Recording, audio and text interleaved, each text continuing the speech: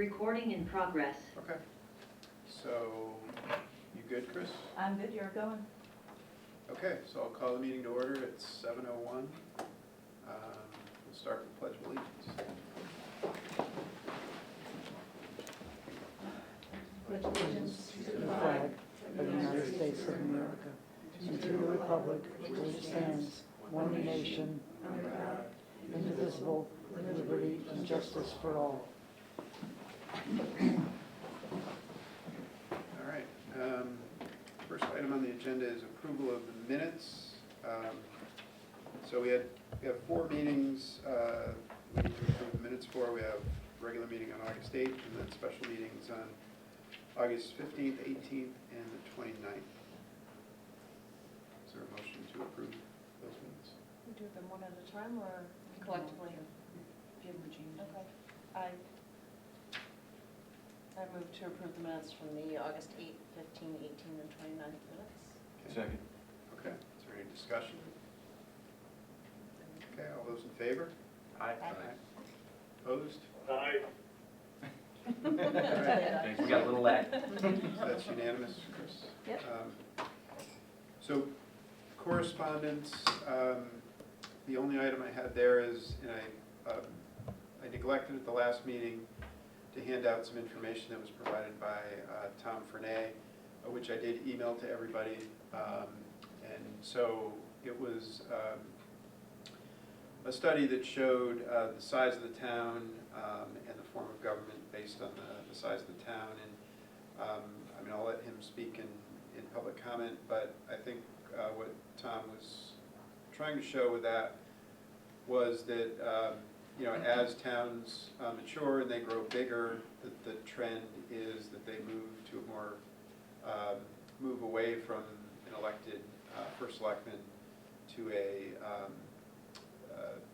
more of a town manager form of government. I don't want to put words in his mouth, but I think that was the gist of the information that was provided. So I had copies at the last meeting and I forgot to hand them out. So that's why I distributed those. So do we need a copy of those for the record, Chris?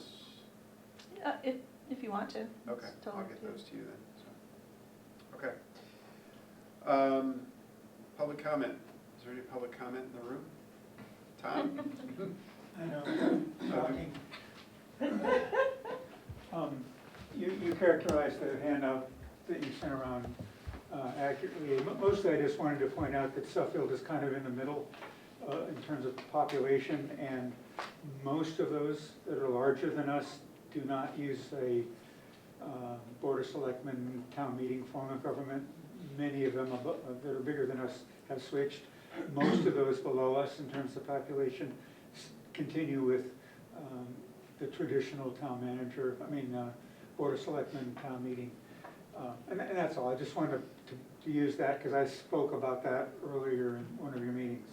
What I wanted to talk to you tonight about briefly is I was looking at the lists that you provided the commission in early August. You provided some research on tax collectors and town clerks statewide in terms of whether they were elected or appointed.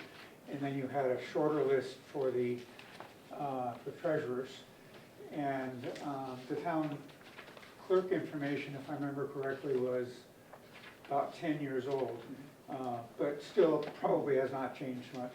On the treasurer, you had 11 towns, of which 10 of them were employees, and one was, in Windsor Locks, was elected. And I thought it was interesting, and it made me think about how representative is that sample to the rest of the state. So I looked up the rest of the state and got the information for all 169 towns. And the place I looked was just the elections from last year and 2 years before that, because typically treasurers are on a 2 or 4 year cycle if they're elected. Sure. So I looked at 2021 and 2023 and got the rest of the data. And bottom line is, for town treasurer, 51% are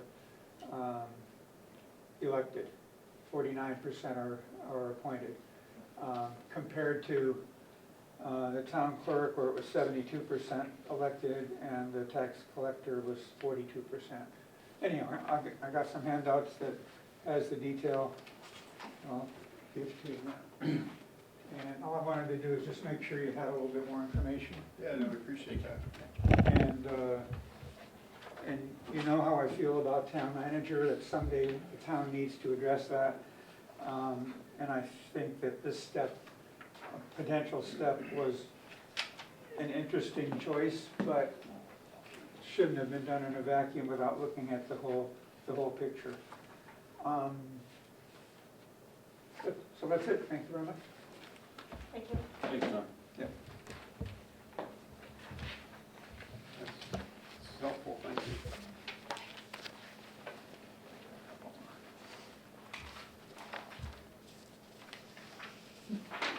Okay. More public comment. Oh, yes, Jim?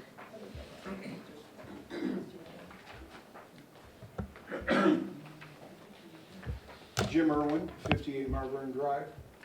I keep hearing, when I come to these meetings, that the people of our town don't seem to want a town manager.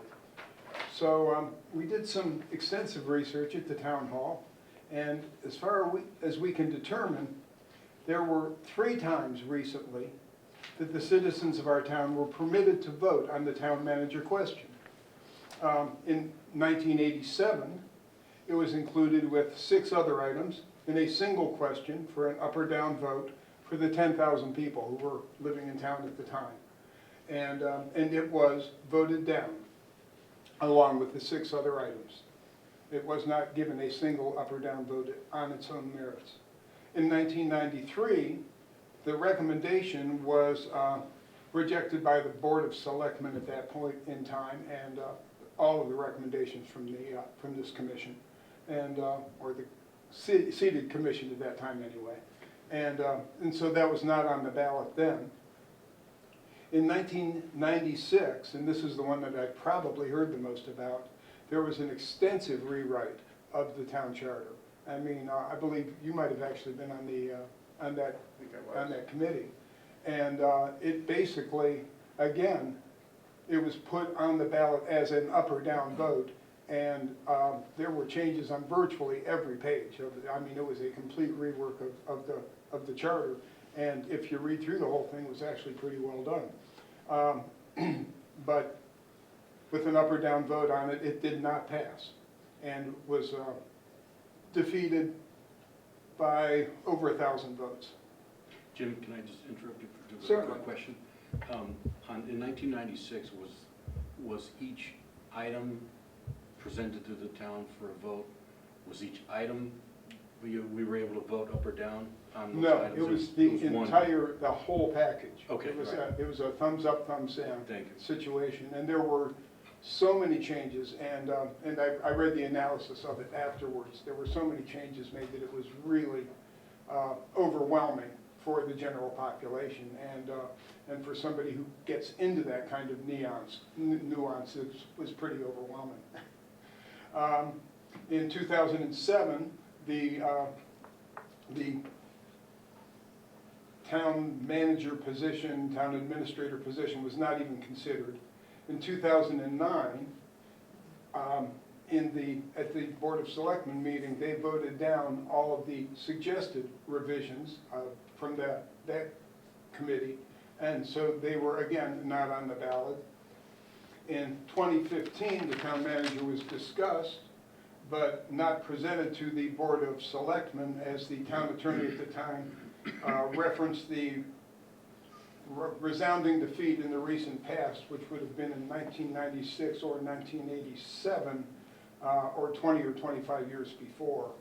And so in 2021, the town finally got a chance to vote on charter revisions that were in fact broken out and itemized, and they turned down half of them and approved half of them. When they have the information, they will vote in a thoughtful manner.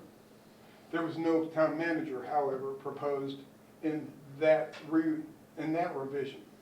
So it's now 2024, and this group that I'm addressing really needs to ask, do we really know if the people want a town manager? Most of the voters in town have never even been asked, most of the current voters. And so I would suggest that if nothing else comes out of this, that a simple question on the ballot for an up or down vote, do you think that Suffield should consider a town manager, would give you, I think, a more solid starting point from which to decide what would be appropriate for this group to cover. Thank you very much. Thank you. Thanks, Jim. Is there any other comment in the room? No? Okay. Any comment on Zoom? Didn't look like it. Okay.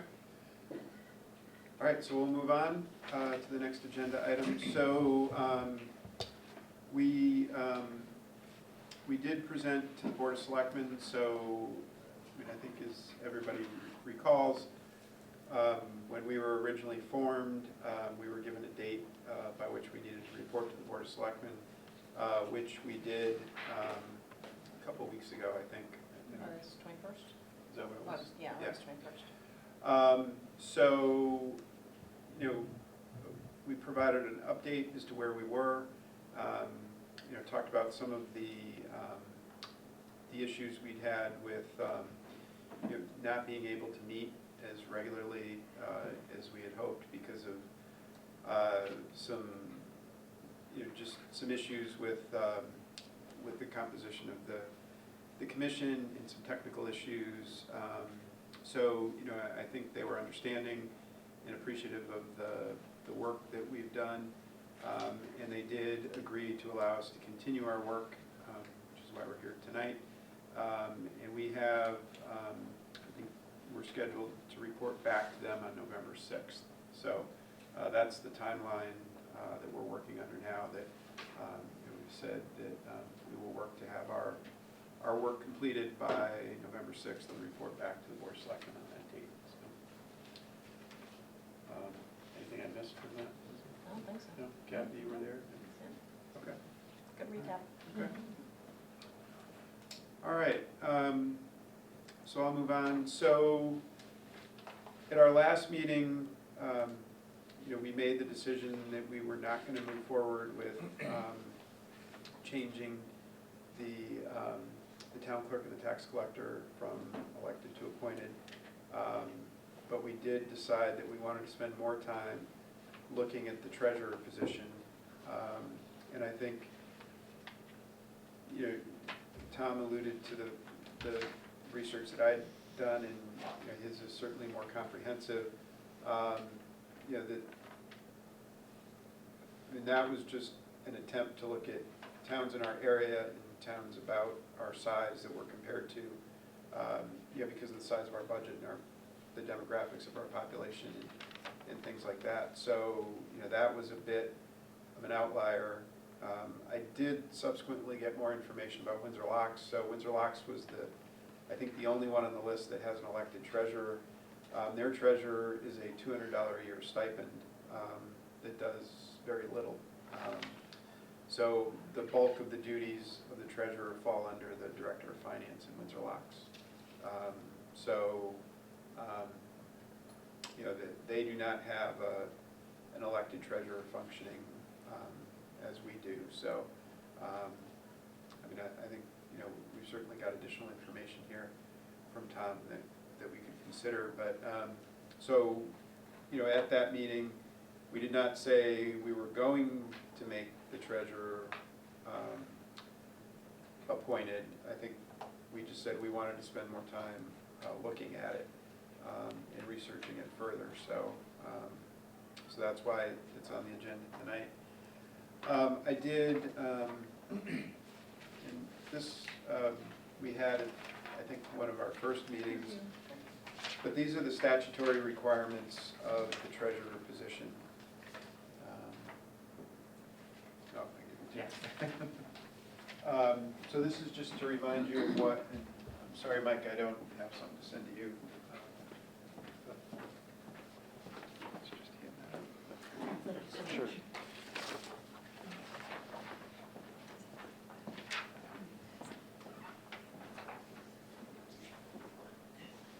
So these are what the statute requires from the treasurer. So,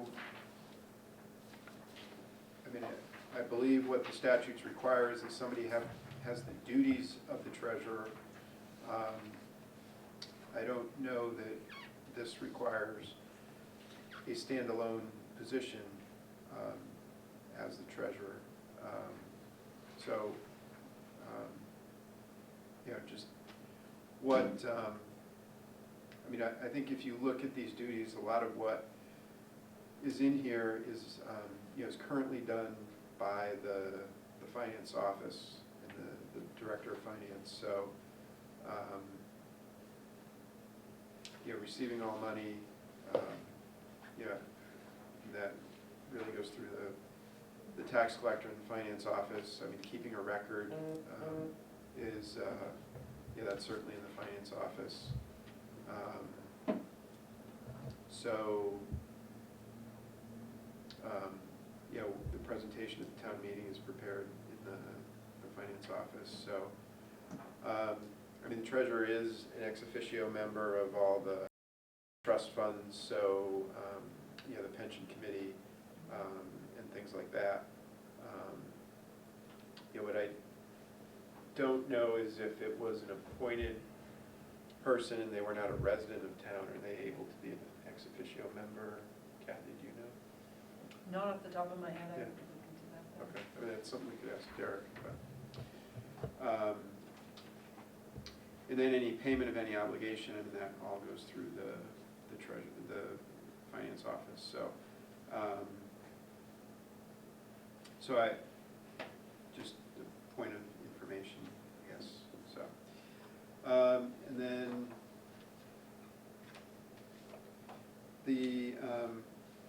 this is the part of the charter that refers to the treasurer, and I'll hand this out, but, all it says is the town treasurer shall be elected to a term of 4 years, effective with the election of 1987, so, I believe that's the only reference in the charter to the treasurer that I. Welcome.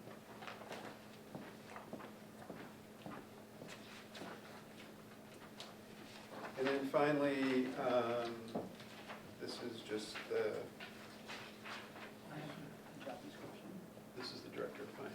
Oh, director of finance, yeah.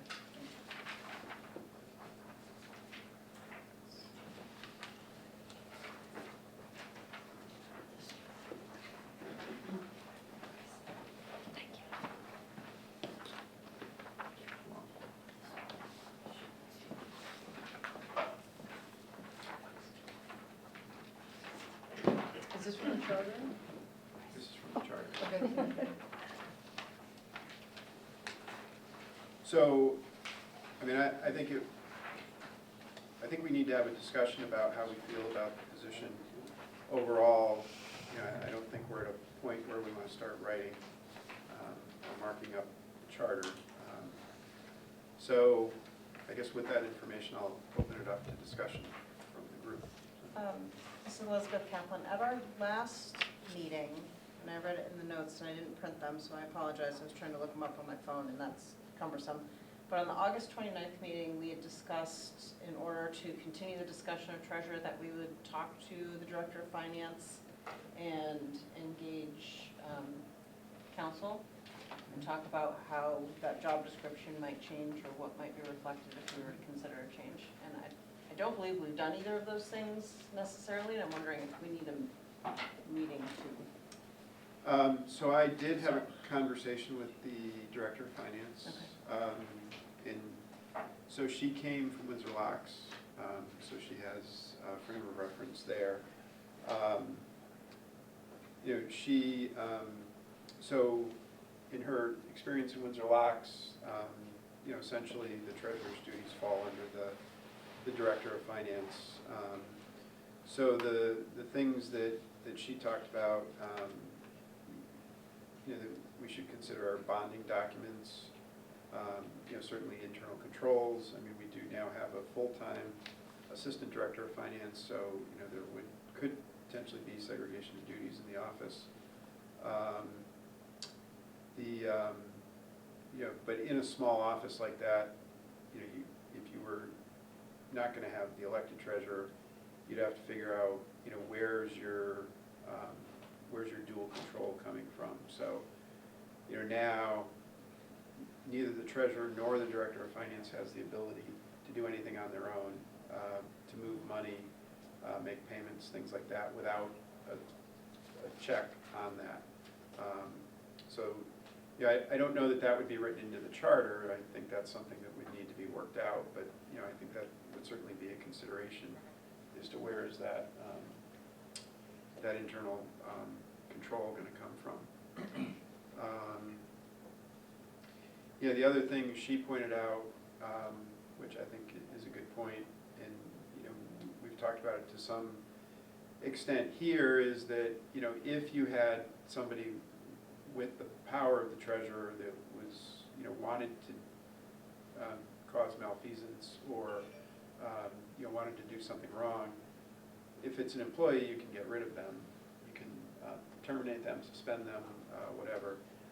If it's an elected official, that would be, as we've discussed, it's very hard to remove an elected official. So, I think that's something, that I thought was a good point. And I think it's come up in previous discussions that, a lot of our internal controls that we do have today are because of the integrity of the people that hold the positions that we have today. And that may not always be the case, so, just another point to consider. So, so that was the conversation I had with her, that I think if we moved in that direction, she was comfortable with, those duties being in that office.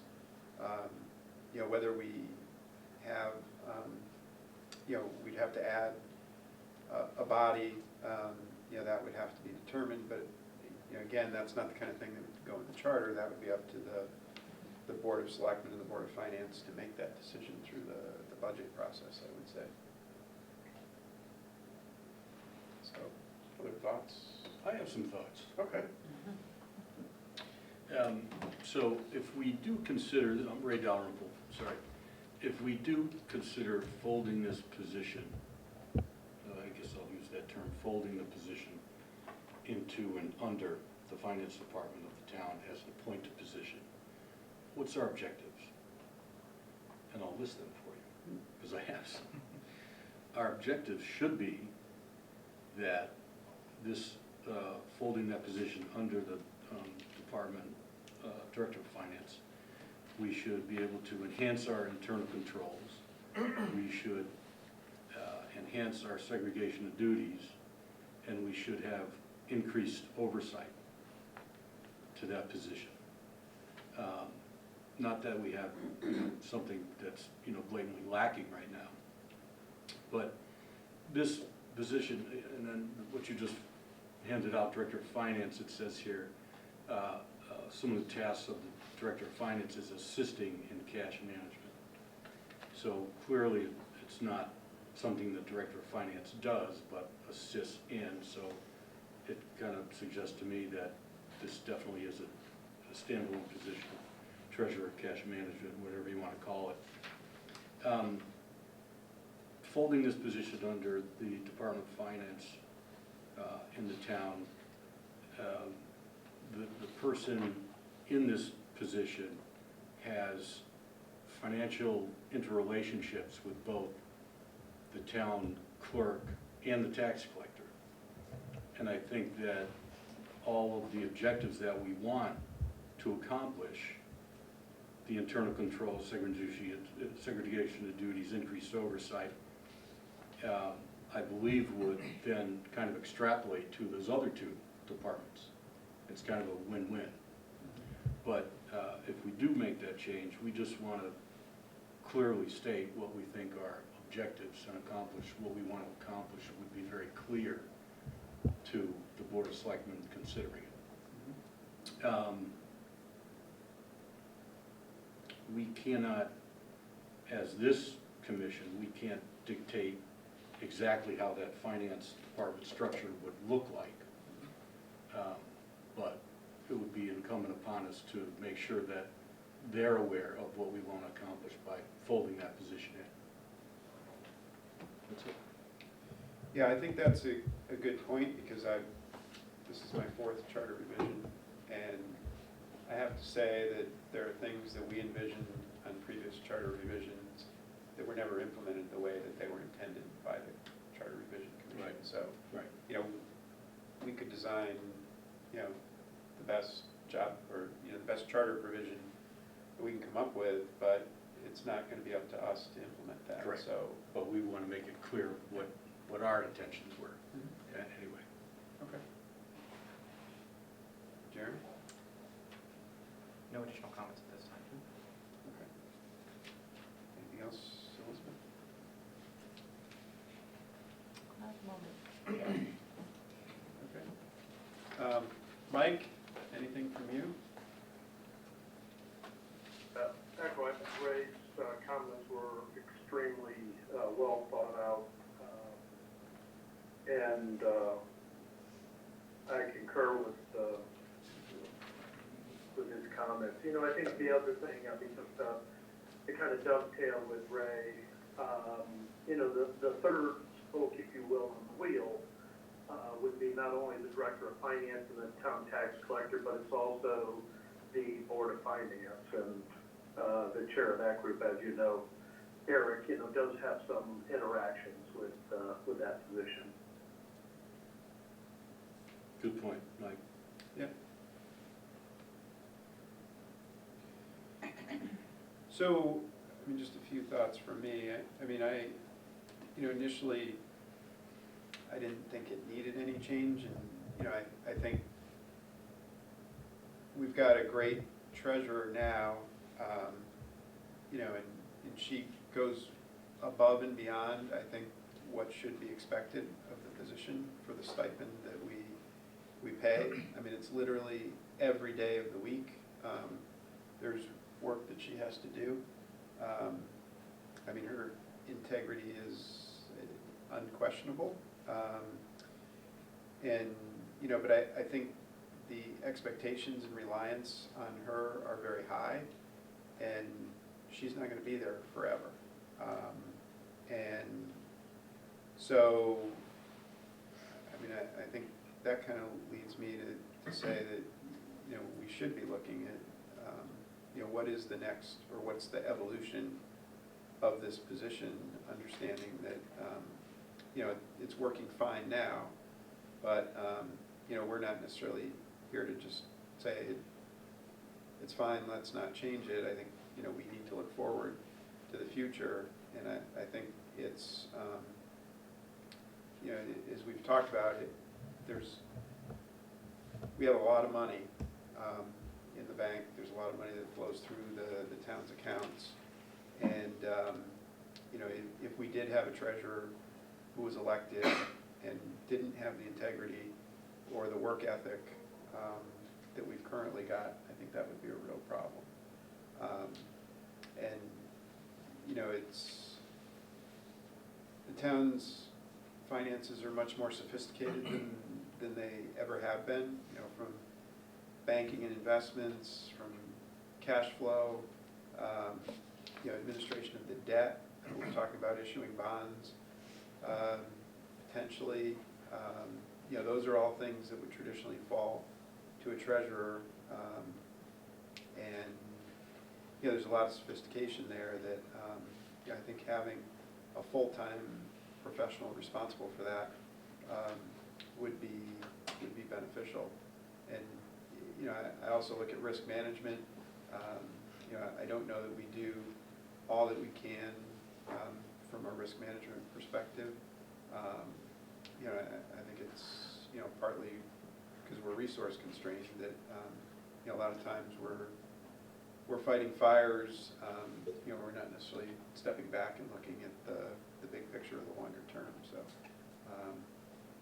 So I think I'm inclined to at least explore what it might look like to make the position. I think Liz made a good point. I think it'd be beneficial as a group for us to talk to the Director of Finance. Okay. Can certainly bring her in.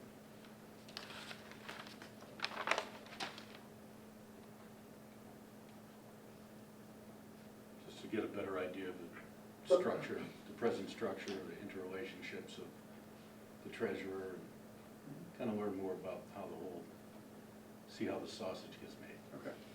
I mean, we could also bring Casey back in if that. Yeah, absolutely. Sure.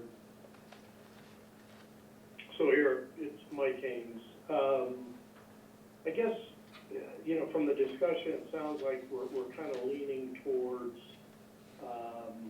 making a recommendation to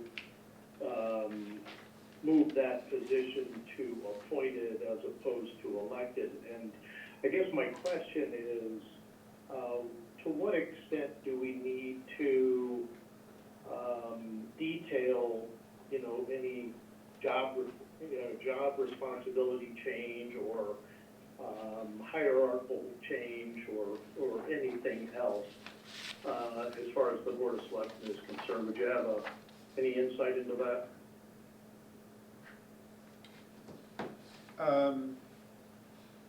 Yeah, I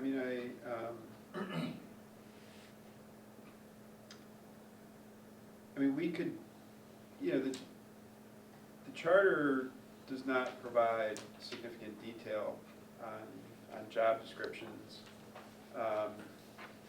So, I think it would be, our responsibility would be to say, okay, it's not an elected position anymore, it's an appointed position, and this is where the responsibilities fall. I mean, I think, we could lay out some of the high-level responsibilities, but, job descriptions evolve over time, so, I think we could provide a suggested job description as part of our work, but I think from a charter perspective, it would seem to me that, the language would be fairly straightforward. Kathy, if you have any thoughts. This is Kathy Harrington. I have the current job description, and like Eric mentioned, in it, it states like immediate supervisor says electorate, qualifications determined by the electorate, and then just said list confidentiality. So. Very vague. Exactly. So I think that if it was to be presented to the Board of Selectmen, and then the Board of Selectmen agreed to have it go to the town, and then the town voted in favor of changing and making the treasurer a hired position versus elected, I think part of the discussion, we could put something together now as a group, like with some suggested duties, and be as like a guide for HR, like, well, obviously this would need to change, and like you said, it's more their purview, and it would just be suggestions. I think that would be very helpful. And it would also, I think, go a long way if it is going to go to the residents for a vote that could be shared. These, sometimes I think showing like why things are suggested, even if it's not going to be written into the suggested charter change, like raise points about objectives in making this type of a suggestion, I think is a good way to communicate it to the residents, to have them understand so they don't immediately believe it's some type of power grab or things like that. I still might believe that, and in that case we can't change it, but at least we can say, no, this is what as a group we had determined objectives would be. I'm just luckily out of all the information I got, I just happened to go right to the job description of town treasurer. That never happens in real life. So I'm looking at the same thing, Kathy, Yeah. that you were, and I'm wondering how dated this job description is. I mean, it looks like it was probably typed on IBM Selectric back in the 70s. I forget, I want to say, I thought when we got the email from Derek a long time ago, was it from the 80s maybe? I don't know why, I don't want to be creating facts, but It does look like it's typed on grandma's typewriter. Yeah, Exactly. well, the only point I wanted to make is this could probably be reviewed by our present treasurer, Casey. She could probably add a bunch of stuff to this, and maybe some of the stuff is antiquated, I don't know. Mhm. But it would be helpful to get this updated I think regardless as soon as we can, of what before we talk to the Director Oh, of okay. Finance. That would be helpful. Yeah, I would say even if we weren't making a change, that needs to be updated.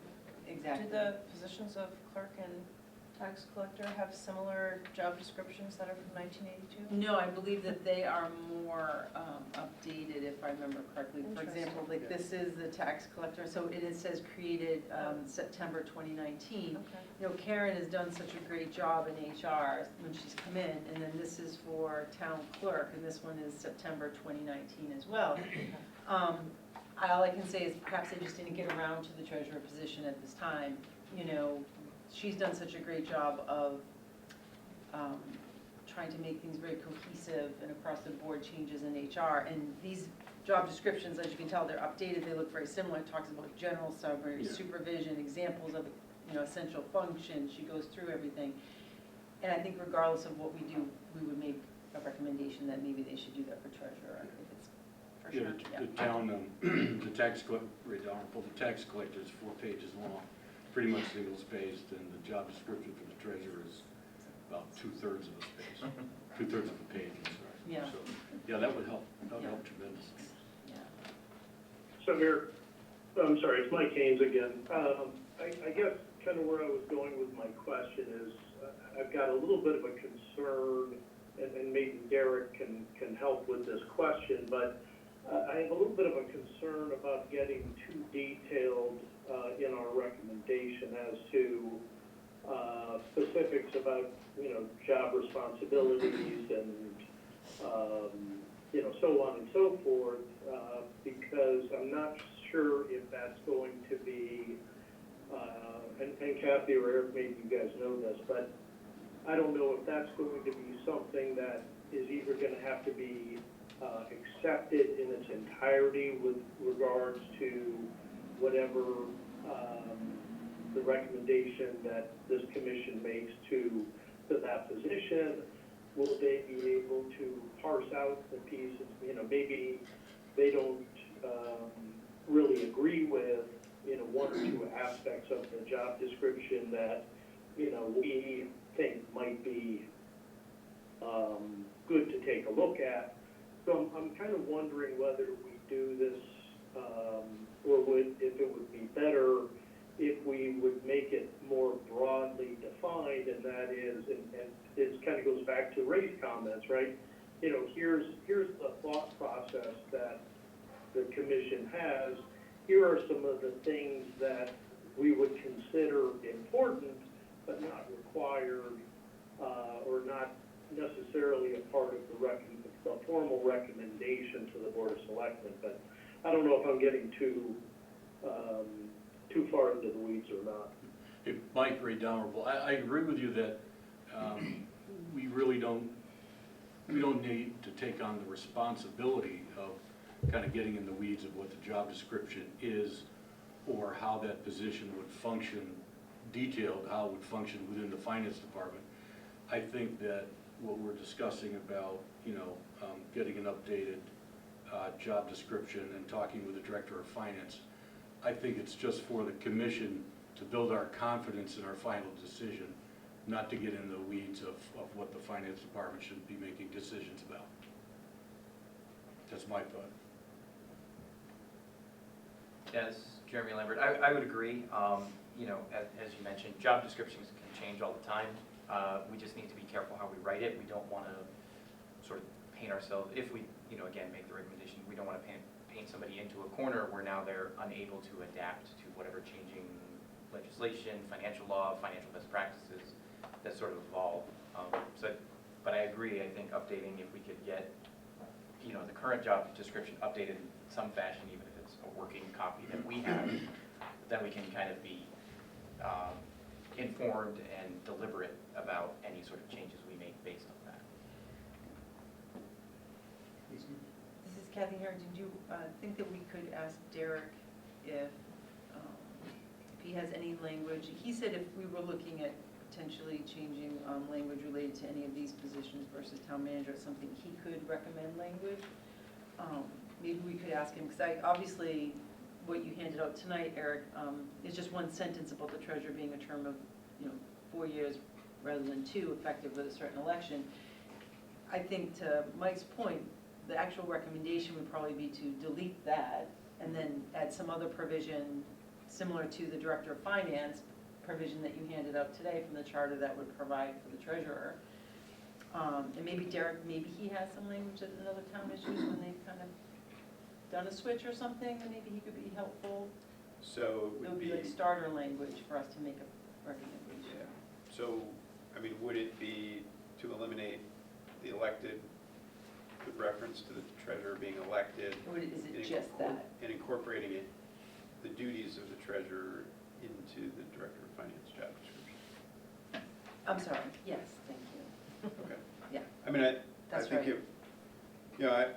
I'm envisioning that, this director of finance provision, somewhere in there, it would say, the director of finance will carry the responsibilities of the office of treasurer. you're right, I'm sorry, I was thinking if we were gonna have a separate position. Okay. But you're right, you're right. Well, I mean, we could still decide to do that. I mean, I think that's open for discussion, but. This is Elizabeth Kaplan. I think for me, the decision needs to be really clear that if we choose to make the change, we're making it knowing full well that we don't have any control about how it eventually gets implemented. So we may decide to make the change and it may go a completely different direction than we're envisioning, which I think you alluded to before, Ray. So before we get to that point where we make a decision, I do think it's really important that we talk to the Director of Finance and we know how they function, so we can see all potential ways that this position could eventually work, since once we make the recommendation, how that happens is out of our control. I'd like to know of any pitfalls that could occur along the way if we made that choice.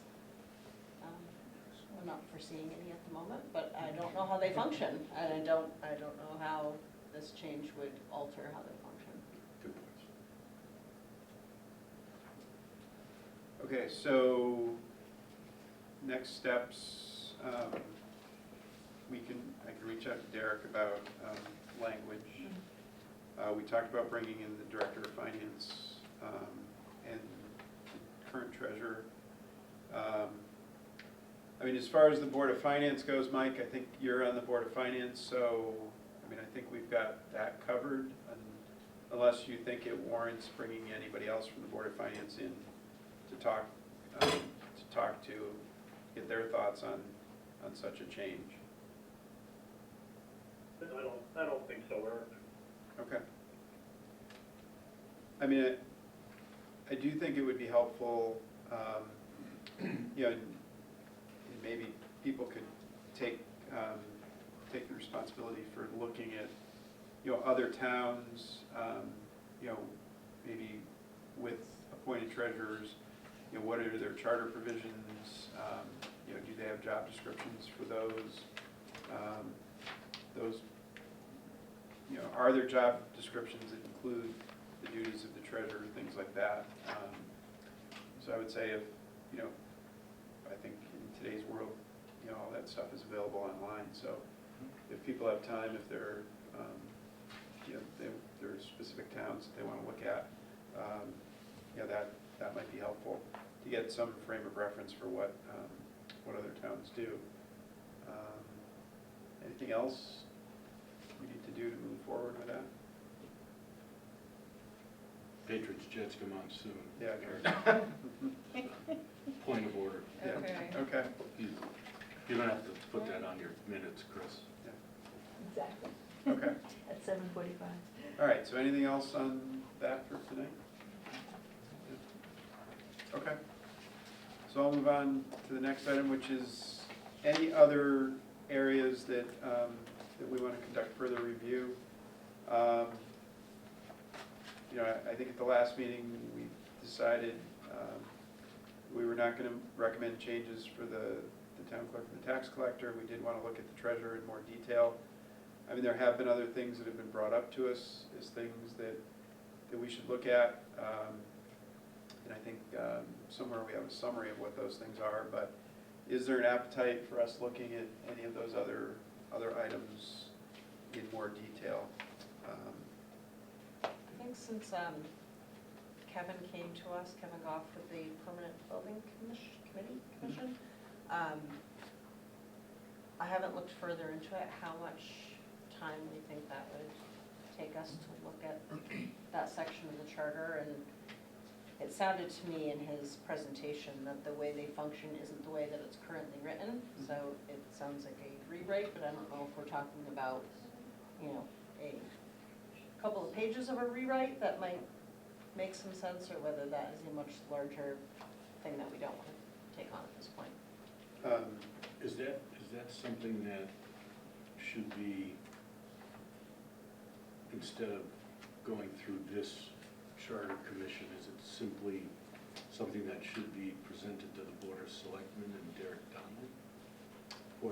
Well- Or it would affect the charter I mean, itself? Permanent Building Commission is created within the charter, so, I think if we were gonna recommend any changes to the way it operates, that, that would likely have It to would go through us. go through us, yeah. And I think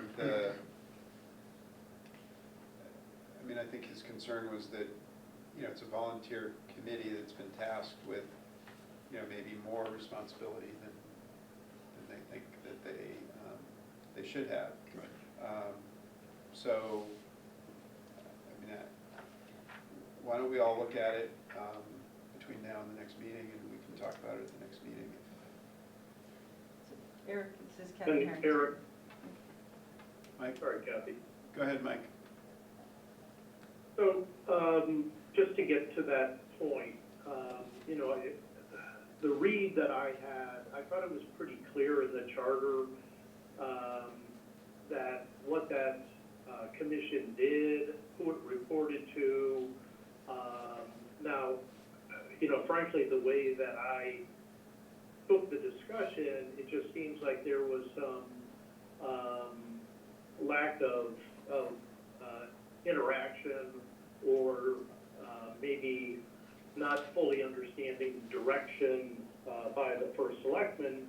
I'm not sure that that's something that can be or should be addressed in the charter. It seemed to me as though it was very clear in the charter what that commission was tasked with, and that it was at the direction of the first selectman. It seemed pretty clear to me, but that's just my thoughts. Sure. This is Kathy Harrington. I was just going to say, Eric, if you like, Kevin had mentioned to me that he might have some suggested changes, draft language, and I could bring that to the group. I could get that from him and bring it to the group. That way the group could look at it to see if it's anything that they're interested in or not, and that might be helpful in moving it forward to decide if they want to make any changes. Okay. That's helpful.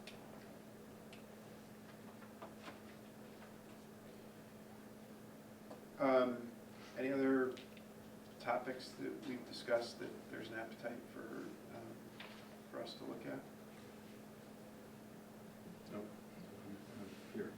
I know one thing that was brought up was, the fact that today's communication methods are not addressed in the charter. So, we're conducting this meeting on Zoom tonight. I guess I would ask Derek if that's something that would be a charter matter, or if that's something that would be addressed through, policy or ordinance. But do you have any thoughts on that, Kathy? Personally, I think that's more of a policy issue. I think, to Jeremy's point about like job descriptions, I don't know that you want to write to the charter how you're going to do things, because then you're kind of locked in. Technology's going to And change. technology's going to change in advance. I think it's probably more of a policy issue. Okay. All right, anything else? So I want to thank Tom and Jim for their input tonight. Jim has very interesting information. I appreciate it. Thank you. Okay, so, so we're looking at the treasurer's position, and Kathy's gonna bring language, potential language changes for the Permanent Building Commission, but other than that, we're good. Okay. All right, so the next thing is just the timeline. I mean, so based on that, I don't think we need a ton of meetings to finish our work. We do have a meeting scheduled next week, the Wednesday, the 25th. So polling members, there was, in the month of October, there was only one date where we were all available, and that was October 30th. Oh, gosh, right at the end. Yeah, but I thought, given that we have to present to the Board of Selectmen on November 6th, that that would be a good date for us to conduct the public hearing that we're required to hold before we finalize our work. So, so I'll move forward with that unless there's any objection to that. So the other meeting dates that even remotely worked, and again, we can't get everybody on these dates, but it's October 1st, the 14th, and the 22nd. And like I think, I know Mike is not available on 2 of those days. Yeah, but like I said, there's no date that, that we can get everybody. So what I'd like to propose is that we have the 25th, and we just hold those dates in the event that we need them. I'm hoping we don't need 4 meetings. That'd be the 1st, the 14th, and the 22nd? Correct. As well as the 30th. And The 30th 30th, for the yeah. public hearing. 25 is a Wednesday, It's next Wednesday. right? Yeah. Good. Yeah. Yep. Good to Just- go. Just a reminder that before the public hearing, we do have to issue the draft report, I believe, and file it with the clerk Right. beforehand. Okay. All right. So the 25th is scheduled for here. So Chris, we'll work with you to find locations for these other meeting Yep. dates. Okay. All right. Any more public comment? Tom? Sorry, I can't keep my mouth shut. That's okay.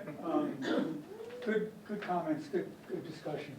I had 2 things to say.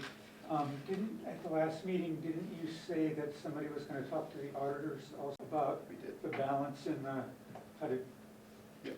finance department, between treasurer and finance director, and how that needed to be, I'll call it defined, or make sure it meets their requirements. Yes. Thank you. Okay. Second is, in one of your earliest meetings, you talked about a potential issue of one of those positions having a problem because you couldn't figure out how to easily deal with throwing somebody out if they did something really bad. But I thought you went through a whole bunch of options that you had, including dealing with it through HR, including censure, I think that's one of the things, and including going to the police if it was a real serious issue. So I wasn't quite sure if you thought that had been resolved or not, because there was some discussion tonight about what if there's a problem and how do we deal with it. And I thought you'd worked that out, but maybe I was wrong. But just wanted to remind you, you had that early discussion about it, and I thought you'd figured out that you really did have options on an elected official. But if you're not clear, that's something the town attorney could help you with, to be clear on that. Other thing to mention is Director of Finance reports to both the Selectmen and the Board of Finance. And I wasn't clear that everybody understood that as part of, that's kind of buried in the charter too. And last is, both the town clerk and the tax collector mentioned in their presentations how important they thought it was that their position was held by a resident, because they knew more about the town and would care more about the town long-term. And I didn't want that to be lost in the discussion either, that there was a real positive that they both expressed in terms of keeping it as elected. So, anyhow, thank you. Okay, thank you, Tom. Tom. Thanks, Tom. Yep. Okay, anything else in the room before we go to Zoom? Okay. Go ahead, Annie, go ahead. Yes, hi, thank you, Annie Hornish, 864 Thrall Avenue. I'm speaking again about the Zoom or similar technology being incorporated into the charter. I do agree, it could also be done via policy, but I think it's better if it's in the charter and it can be written in a way that can, make it, like if Zoom goes out of business and someone else takes over, it doesn't, you can write it in a way that can, like virtual technology. And remember that, say something did happen where some new technology came in and it changed radically and it didn't reflect the charter, you can always, that doesn't stop, you can always reconvene a charter revision session and rewrite it. There's no maximum number of times this can be revisited. So I just wanted to get that out there. And thank you. Thank you. Okay, anybody else online? Okay, thank you everybody for your comments tonight. Motion to adjourn? Is there a second? Second. Those in favor? Aye. All right. All right, thank you, everybody. Eric was pointing. I know. What's that? No, I have a meeting. What, do you need?